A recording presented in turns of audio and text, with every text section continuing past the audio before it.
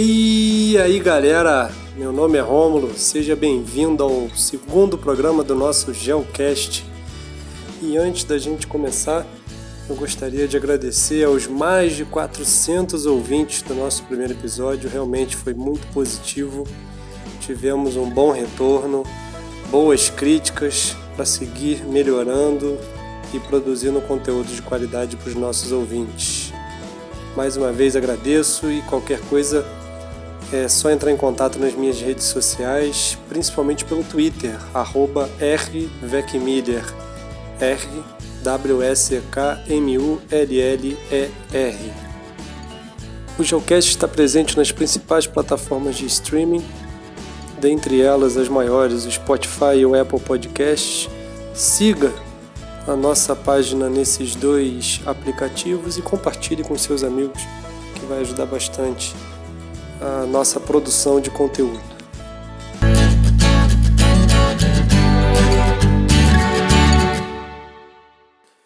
No programa de hoje vamos falar sobre o problema da violência no Rio de Janeiro, mais especificamente falando sobre a questão das milícias. E teremos dois convidados muito especiais, um convidado direto e um convidado indireto, vocês já vão entender. Primeiro eu conversei com o Miguel Pinho, que é formado em Geografia pela Universidade Federal Fluminense e tem mestrado também em Geografia pela Universidade Federal Rural do Rio de Janeiro. E o Miguel fez uma entrevista muito especial com o professor José Cláudio Souza Alves, que tem graduação em Estudos Sociais pela Fundação Educacional de Brusque, mestrado em Sociologia pela PUC-Rio e doutorado em Sociologia pela USP. E ele atualmente é professor da Rural, da Federal Rural do Rio de Janeiro.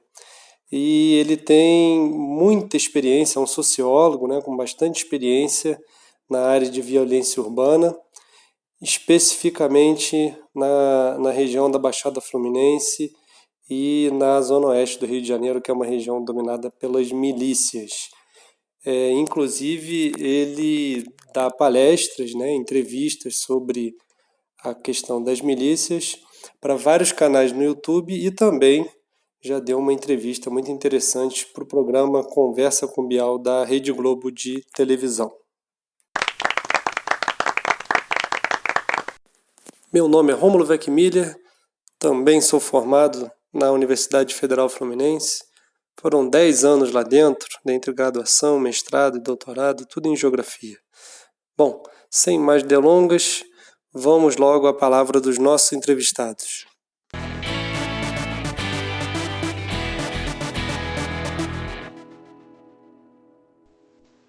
Fala galera, vamos direto ao assunto com o Miguel Pinho.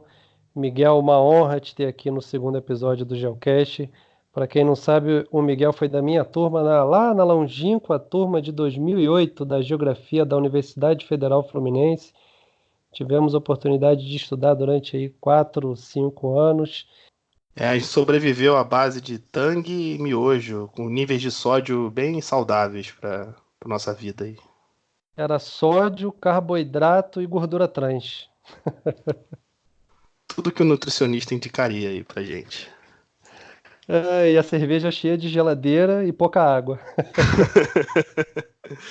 Não é verdade? Aquela 3x5 na cantareira era o padrão. Bons tempos. Miguel, vamos direto ao assunto. Hoje a gente vai falar sobre a milícia e a violência no Rio de Janeiro. Mas afinal de contas, o que são as milícias? Então, cara, as milícias são grupos de policiais e ex-policiais, bombeiros e ex-bombeiros militares que atuavam pelo menos na região da Zona Oeste do Rio de Janeiro, que é Bangu, Campo Grande, Santa Cruz, Jacarepaguá, e eles praticavam um grande esquema de extorsão. Então, cobravam mensalidades de segurança, com muitas aspas, de moradores, comerciantes. Tem também uma cobrança de um esquema do transporte alternativo. Então, as vans, mototáxi, tudo tem que pagar taxa para a milícia. Operavam a questão do gato net, Então, isso era um mercado muito lucrativo. E mais recentemente, os caras têm se especializado também em usar desse poder advindo da violência, né, para exigir que os comerciantes comprem produtos dos seus distribuidores, né? Então você tem lá a quitanda da milícia lá que vende fruta para toda a região, que vende gás, que o depósito que vende cerveja para os bares, né? Então você tem uma situação de crescimento do seu poder econômico. E essas milícias elas podem ser comparadas muito, a grosso modo, às máfias italianas aí famosas no cinema? Olha, milícia é máfia, né? Então a gente chegou a ter a parte da população, né, até entendia que era uma forma de você que a milícia dava uma certa segurança para a população, apesar desses esquemas dela. Mas, na verdade, a grande atuação da milícia é lucrar através da extorsão. Né? Quem já teve o prazer de assistir Família Soprano vê que os caras estão ligados ali em tudo que é esquema de dinheiro. Né? Então, se você tem uma empreiteira e você tem como extorquir aquela empreiteira para tirar um dinheiro para o seu negócio, é o que os caras vão fazer. Se, inclusive, assumindo, às vezes, a linha de frente desses casos. Né? Teve um desabamento esse ano, ou no final do ano passado, que foi no Muzema, na zona oeste do Rio, que era um prédio que a milícia construiu. Então os caras construíram um prédio. Então como é que a prefeitura não viu que esses caras tinham construído um prédio sem autorização?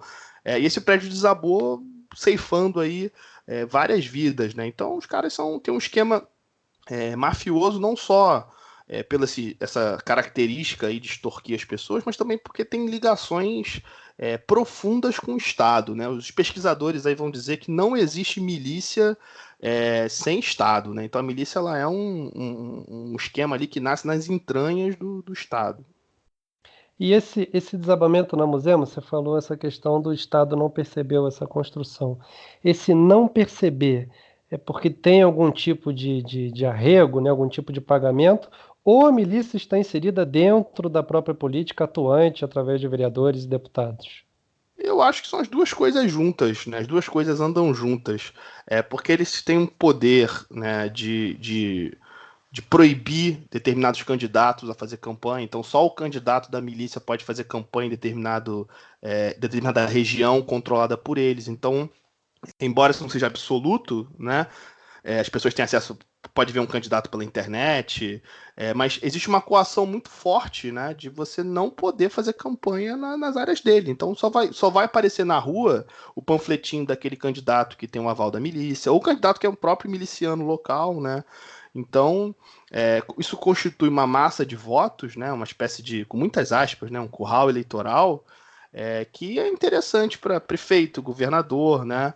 Então, quiçá até presidente, né? Então, o que a gente tem visto, né, é que as milícias elas têm um grande poder com a política, né? Eles estão envolvidos diretamente com a política, né? Então, eles estão cada vez mais entranhados na política. A gente vê recentemente aí o caso do Witzel, né, que foi eleito aí nessa onda bolsonarista. O cara, enfim, tem a polícia tem atuado pouco nas áreas de milícia, né? Então isso é um pouco estranho, né? Então não tem como não ver que a milícia está diretamente envolvida aí com o Estado, né?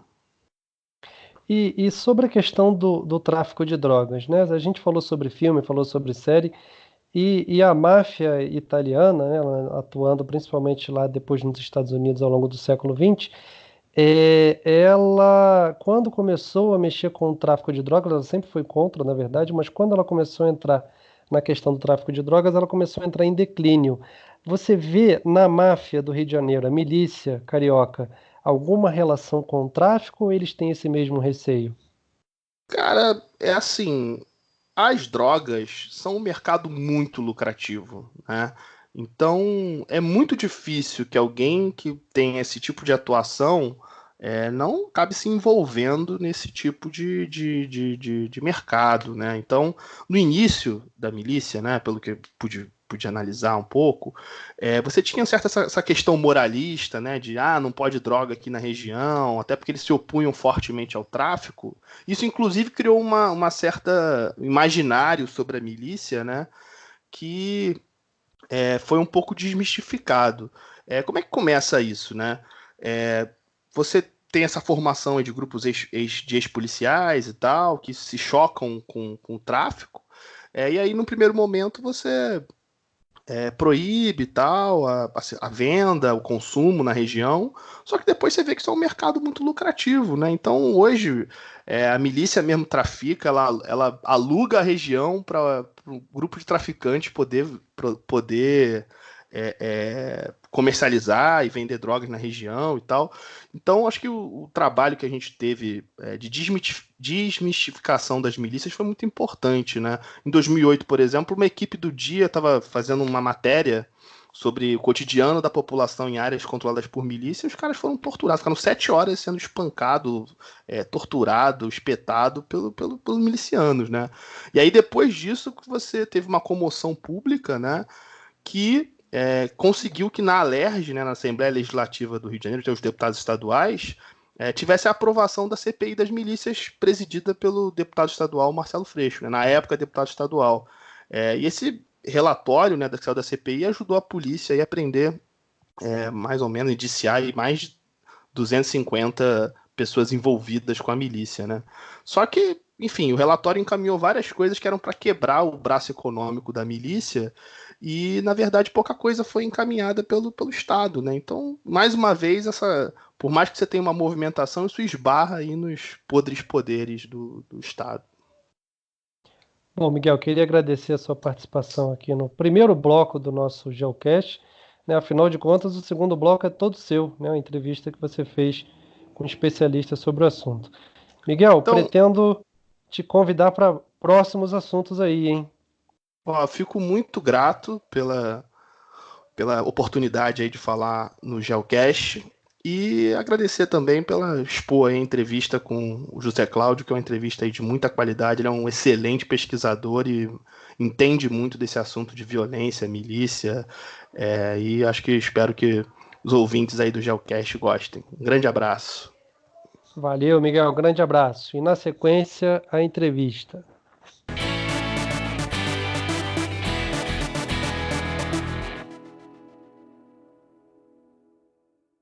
Vamos conversar hoje com o sociólogo e professor da Gloriosa Rural do Rio de Janeiro, José Cláudio de Souza Alves, e nesse papo vamos falar sobre violência, milícia e política. E aí, Zé Cláudio, tudo bem? Tudo bem, Miguel. Prazer estar aqui com você falando.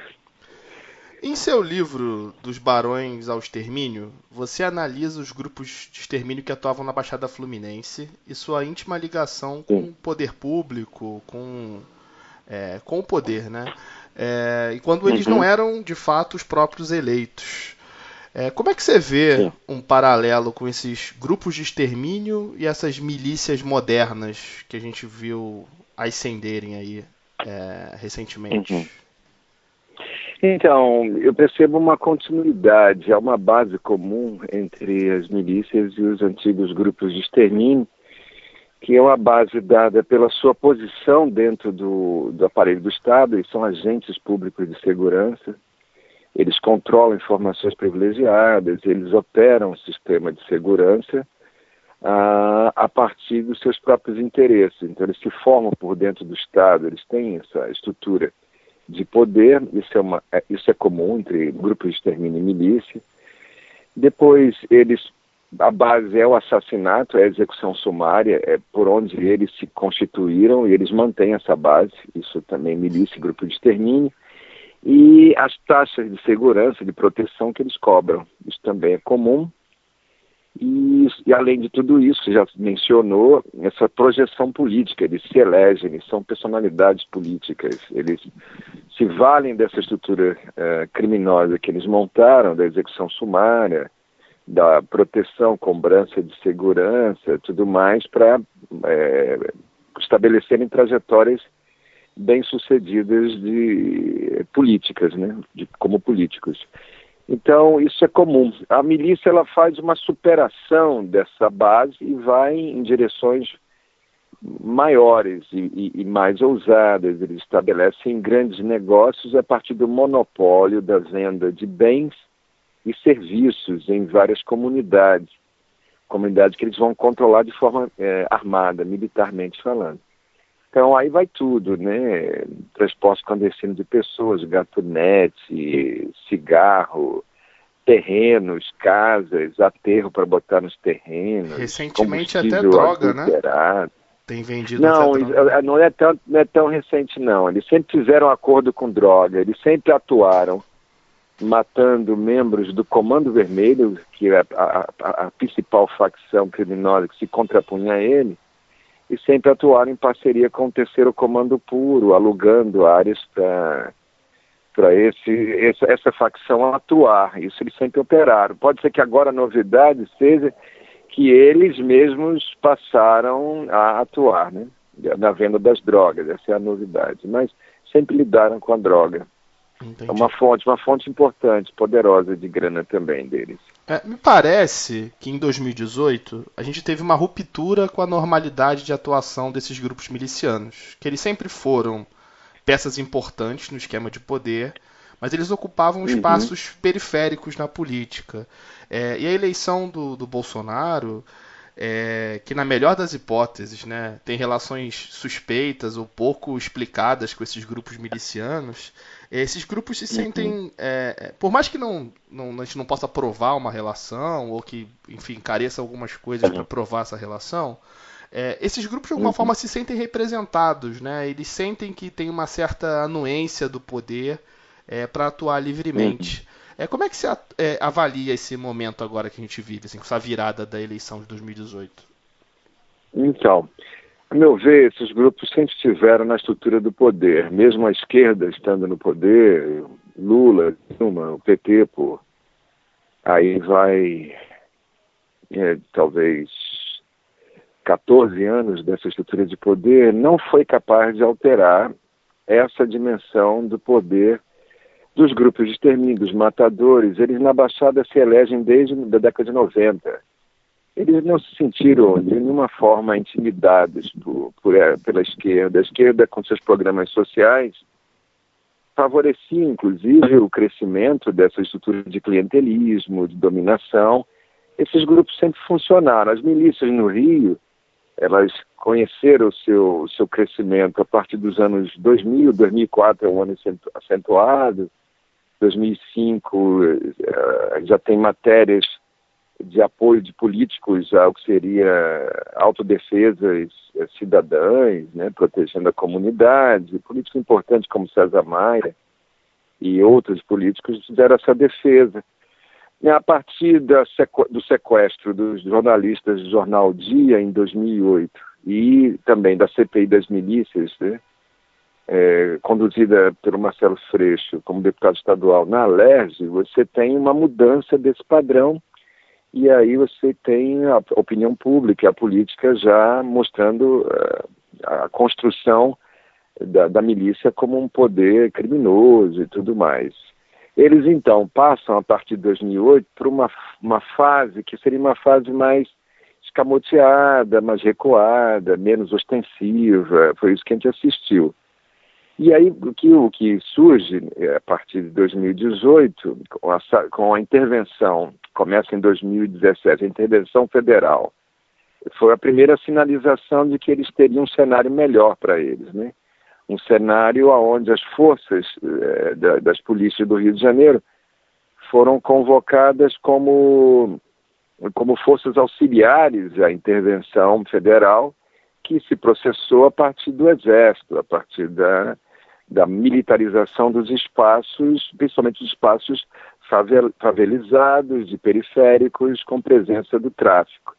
Enquanto que a atuação da milícia, ela correu solta. Como ela se dá por dentro da estrutura policial, que foi convocada como força auxiliar à intervenção, eles se viram no apogeu do seu poder. E aí o assassinato da Marielle Franco A meu ver, é a prova disso. Eles saem de uma fase mais recuada e vêm para uma fase ostensiva, já no começo de 2018.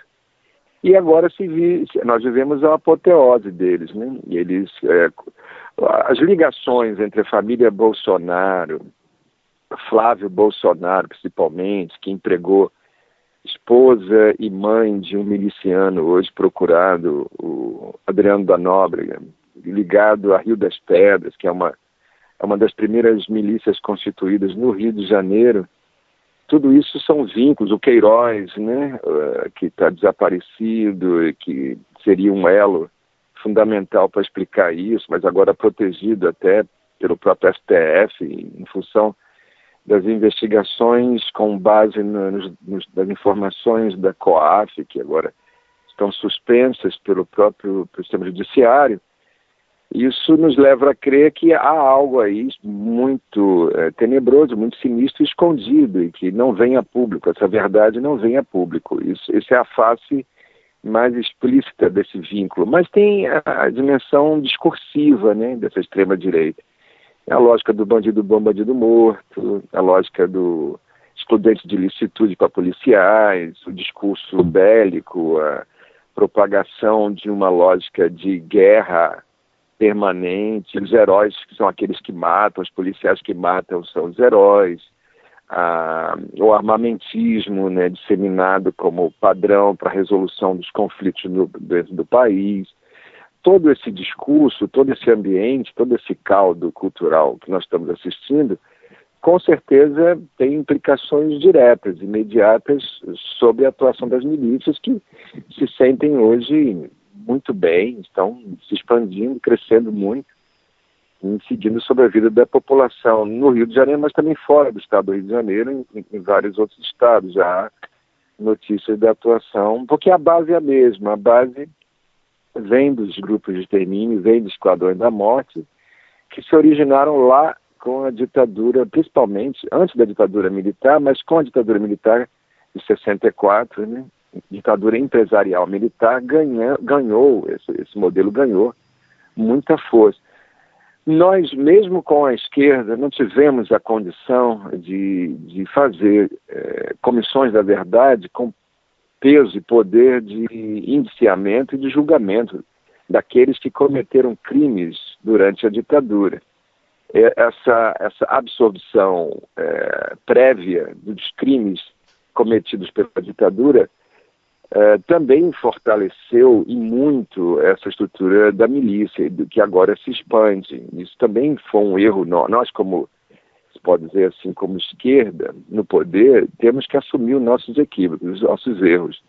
Quando o Paulo Vanucci, que era secretário da Secretaria Especial de Direitos Humanos, propôs essa configuração da Comissão da Verdade com poder de indiciamento e julgamento, e indiciamento para possíveis julgamentos de crimes cometidos, houve uma crise. Os comandantes, os generais ligados às 3 Forças Armadas, que eram os comandantes, né, do Ministério da Defesa, eles disseram que iam renunciar, e o governo coloca o Nelson Jobim, PSDB, para fazer média e recompor tudo isso, e as comissões da verdade foram esvaziadas desse poder inicial.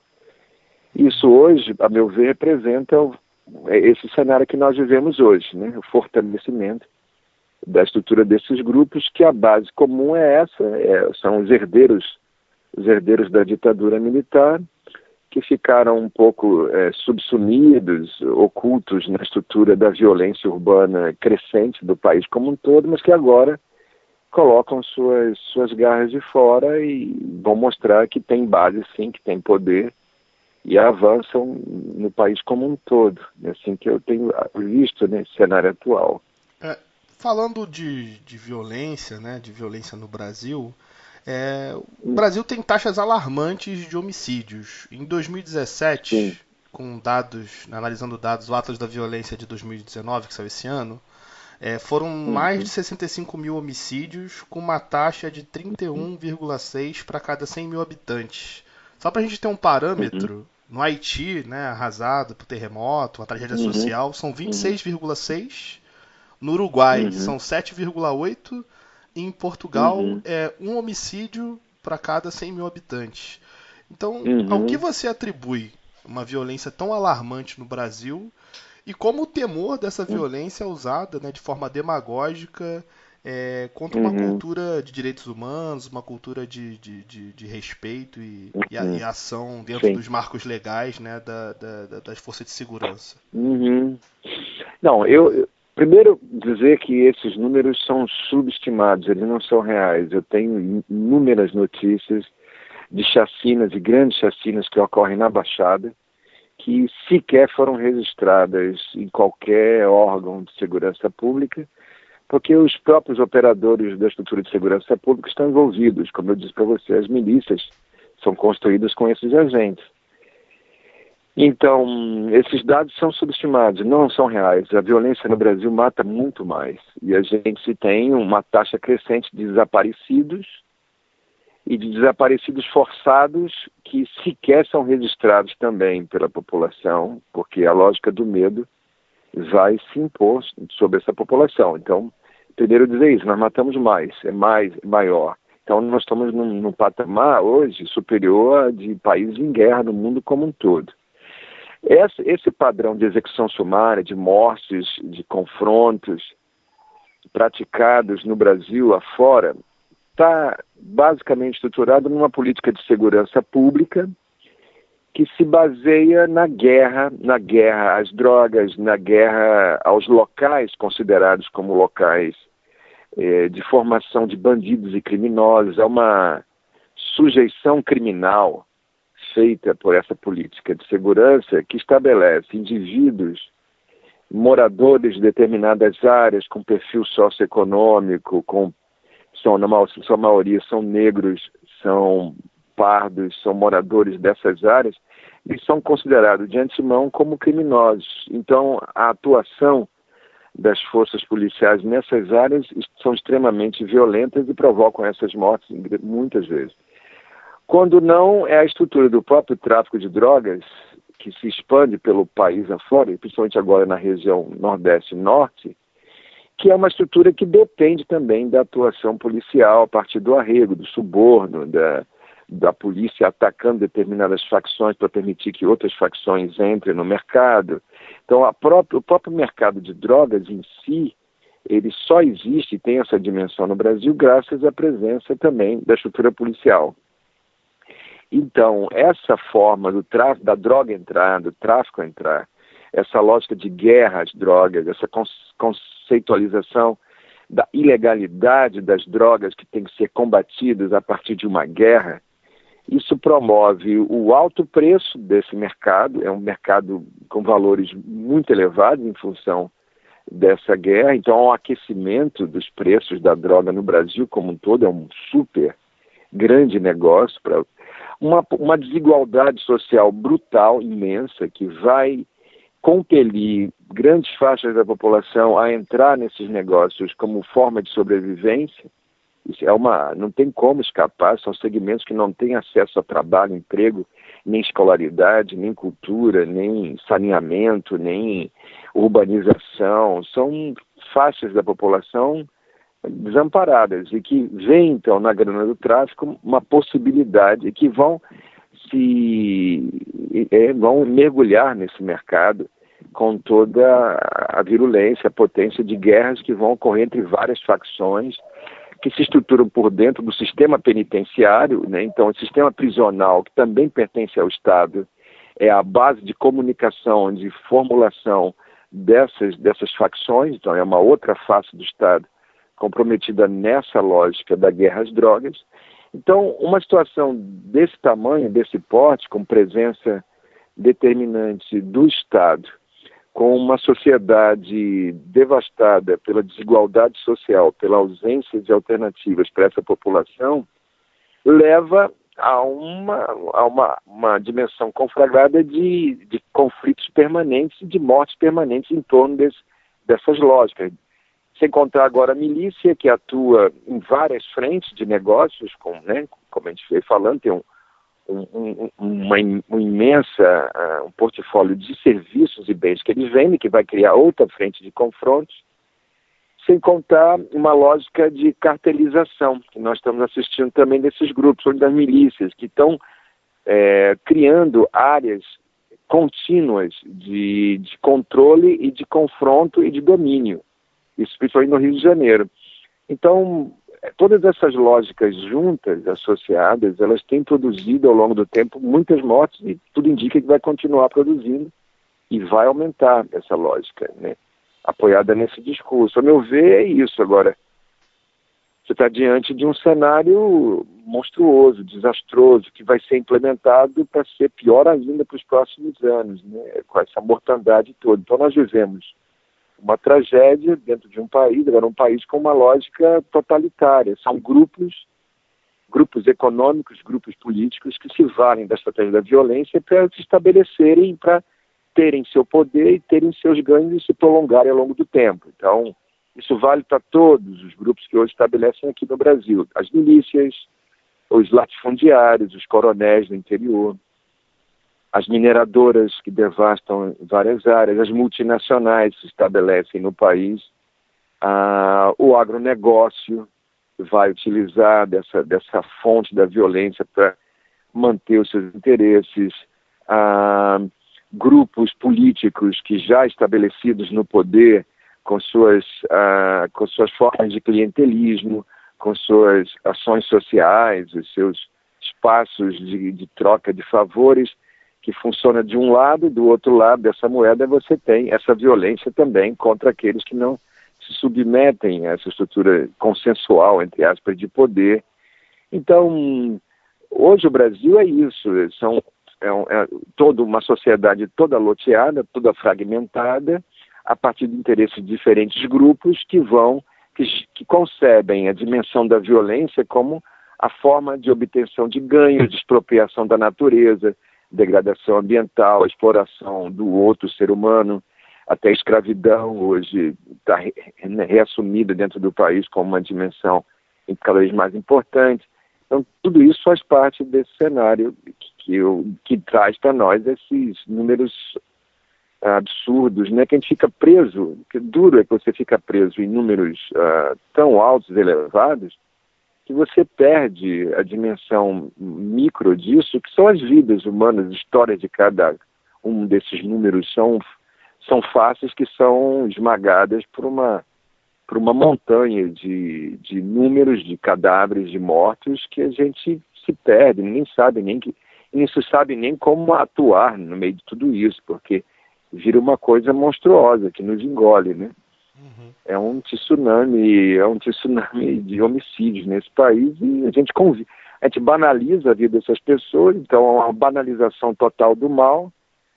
Essa banalização nos leva cada vez mais a serem sensíveis e permissíveis a que essa banalização continue. Isso vai degradando também a toda a sociedade ao nosso redor e nós somos tragados por isso, né? Em 2016, você foi candidato a prefeito em Duque de Caxias. Mesmo sem estrutura partidária, você obteve 2% dos votos válidos da cidade. Como é que foi essa experiência de campanha, mesmo depois de ter feito uma pesquisa que denuncia de forma tão contundente os grupos criminosos que atuam na cidade, inclusive citando nominalmente nesses trabalhos, né, esses figurões da política local, né? Como é que foi essa experiência de convívio direto, né, na pele dessa violência política, né? Aquilo foi uma tendência de suicídio, né? Isso é verdade. Acho que eu tenho essa tendência suicida. Mas, graças a Deus, eu escapei e não preciso repeti-la. Mas aquilo foi uma experiência muito imediata, né? No chão, na rua, do que seria lidar com essa estrutura. E ela, de fato, é isso. Ela é muito poderosa.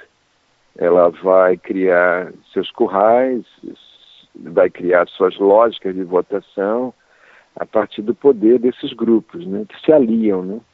Essa aliança, por exemplo, de igrejas, principalmente evangélicas, com a estrutura do poder de milicianos, já era visível em 2016. Foi isso que deu vitória aos grupos de lá, que foram bem-sucedidos dentro da política em Duque de Caxias. Eu, de fato, assisti isso muito de perto.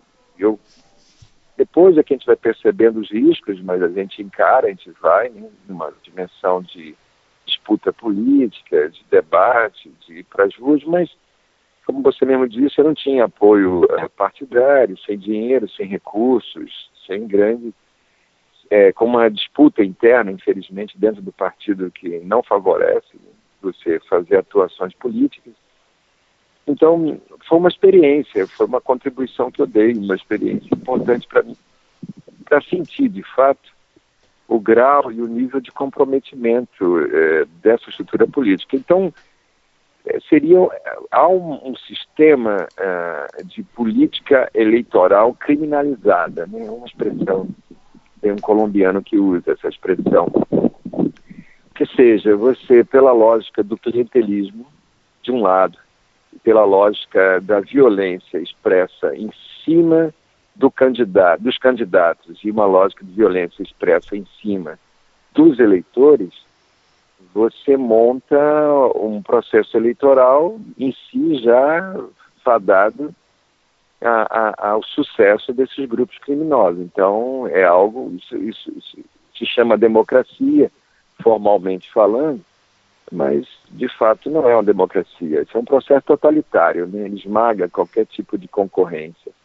E o que eu fiz lá foi um milagre. O meu voto custou 75 centavos, então é inexpressivo frente aos que ganharam as eleições lá, que gastam milhões em campanhas eleitorais, com a ajuda desses grupos criminosos. Então, eu fui simplesmente um grão de areia ali tentando fazer a diferença. Para mim serviu muito para perceber bem de perto como é essa estrutura, as dificuldades. É uma grande experiência para mim, né? E é isso, é muito difícil você se confrontar com essa estrutura, com essa deslealdade total, com esse controle criminalizado e violento por parte de grupos, áreas que você não pode atuar, de fato, que você corre risco, campanhas feitas no chão mesmo da rua, sem grandes recursos e contando meramente com a sua vontade, seu esforço, e isso é muito frágil perto do poderio desses grupos que eu vi atuando com muitos cabos eleitorais, com muito dinheiro, com poder econômico e com poder de controle militarizado de áreas na mão de milícias, ou mesmo controle ideológico partindo de igrejas que vai te massacrar. Então foi isso que eu assisti, né, na Baixada. Para a gente fechar, a Baixada Fluminense, ela já foi palco, como você mesmo disse, de vários assassinatos políticos, né? Tipo vereadores, candidatos a prefeito. Mas parece, né, que o assassinato da Marielle elevou o grau de violência política e ousadia desses grupos. Como é que você enxerga as eleições de 2020, né, em meio a essa tendência de recrudescimento da violência política, né? Como é que você vê como é que vão se dar essas eleições aí em 2020? Não, então, a meu ver, vai ser muito mais violento. Se em 2016 houve 13 assassinatos de candidatos a vereadores na Baixada, oficialmente, né? Porque eu já tive notícia de outros que ocorreram que não foram computados aí. Em 2020 isso tende a se ampliar, tende a aumentar o número de mortos, somente porque milicianos que se lançam na trajetória política, eles têm interesse nisso como projeção, como proteção, como expansão do seu poder, a forma mais consolidada de se protegerem, né? Há uma lavagem de cidadania, uma lavagem dos crimes que cometem a partir da atuação política. Essa é a busca de todo miliciano, é a busca desse poder que os projeta e protege. E eles, então, nessa disputa crescente, como eles virão, como eles estão se preparando com esse discurso todo montado, discurso de ódio, de destruição de direitos da população, esse discurso de solução dos problemas pela violência imediata, pela ampliação da lógica da violência, pela brutal desigualdade social que vai inflamar cada vez mais projetos, né, do tráfico, do crime organizado e da violência. esse discurso vai ser incendiário no meio dessas populações todas, e eles vão vir como candidatos, e eles normalmente resolvem as suas disputas se matando, e matando também aqueles que possam aparecer para eles como opositores ou como ameaça aos seus projetos políticos. Então, eu vejo as próximas eleições de uma forma muito preocupada. Acho que vai ser a apoteose desses caras, eles estão se preparando para isso. A vitória da extrema-direita, de Bolsonaro e do Witzel, aqui como governador, com os discursos e com as práticas que eles têm adotado, são dimensões que sinalizam muito fortemente para que esses grupos venham. Eles terão apoio, terão respaldo, né? Você tem agora o desmonte da estrutura das delegacias da Polícia Civil no Rio de Janeiro e a tentativa, então, de se aplacar o mínimo que existe, né, que nem era eficiente. No total de homicídios no Estado, 7,8% são investigados. Em regiões da Baixada, você tem menos de 2% de investigação de homicídios por essas delegacias. Você vai agora extingui-las e criar sistemas online de denúncias. É uma maluquice. Isso é para dizer assim, acabou. Você pode fazer o que você quiser. Você mata, faz o que você quiser, porque você não vai ser tocado, não tem estrutura de investigação. A Polícia Civil, ao invés de você unificar a Polícia Civil e a Polícia Militar, fazer com que elas operassem conjuntamente, de uma forma a ter todo o ciclo de investigação, de repressão, de prisão, tudo associado, uma mesma lógica. Ao invés de você ampliar essa estrutura, né, com mais pessoas, com mais espaço, com melhor atendimento, você faz o contrário, né? Então, ao meu ver, são sinais dados agora aqui no Rio para que o 2020 venha como um ano devastador. É assim que eu tenho visto. Salvo engano, salvo alguma coisa que aconteça de muito grave, tudo me leva a crer que vai se explodir essas dimensões da violência política, essa política eleitoral criminalizada, que nós assistimos já em 2016 e que vai piorar agora. O cenário piorou. E esses grupos vão avançar, eles vão alcançar mais espaços políticos. É assim que eles estão se projetando, né? É assim que eu vejo o futuro para o ano que vem. Tá bom. Muito obrigado pelo tempo e pela entrevista. É isso aí. Eu agradeço você, Miguel, pela oportunidade, pela reflexão, pelo debate aqui. Estou sempre disponível. Qualquer coisa, estamos aí. Vamos me procurar. Valeu. Um abraço. Grande abraço, Zé. Tchau, tchau. Valeu, um abraço. Tchau. O programa de hoje foi importante para nós percebermos o quanto a milícia no Rio de Janeiro é uma organização complexa, né, que permeia aí várias camadas da sociedade, como economia, transporte, política, jogos, negócios ilícitos, né, como o famoso gatonete, gás, enfim. E a opinião de dois especialistas do gabarito que foram apresentados aqui hoje realmente vem a contribuir para o entendimento macro e micro dessas milícias na região do Rio de Janeiro. Caso o nosso ouvinte queira aprofundar, tem algumas dicas aqui interessantes. Tem um livro do nosso entrevistado de hoje, né, José Cláudio Alves. O nome do livro é Dos Barões ao Extermínio, uma história da violência na Baixada Fluminense. Um livro publicado pela editora Duque de Caxias em 2003. Como filme, né, o interessante é se o ouvinte pudesse assistir de uma maneira mais crítica o filme Tropa de Elite 2. Tropa de Elite 2 ele se passa no momento da CPI das milícias, né? Tem até um personagem que representa o Marcelo Freixo na vida real. Então realmente é bem interessante para você entender a complexidade, né? Como a milícia está entranhada na política brasileira. E sobre séries, já que nós fizemos aí em alguns momentos, principalmente da minha entrevista com o Miguel, um paralelo com a máfia, tem uma série muito interessante sobre máfia, chamada The Sopranos, né? Uma série da HBO. Ela terminou no início dos anos 2000 e alcançou a nota 94, né, máximo de 100 no Metacritic. Realmente é uma série que por muitos está entre as 10 melhores de todos os tempos. Bom, eu espero que vocês tenham gostado, compartilhe com seus amigos, sigam a nossa página lá no Spotify, no Apple Podcasts, e o meu Twitter está sempre à disposição para qualquer crítica, contribuição, pauta, enfim. O programa, o podcast Geocast é de todos nós. Tá certo? Então, muito obrigado, até uma próxima, valeu, falou!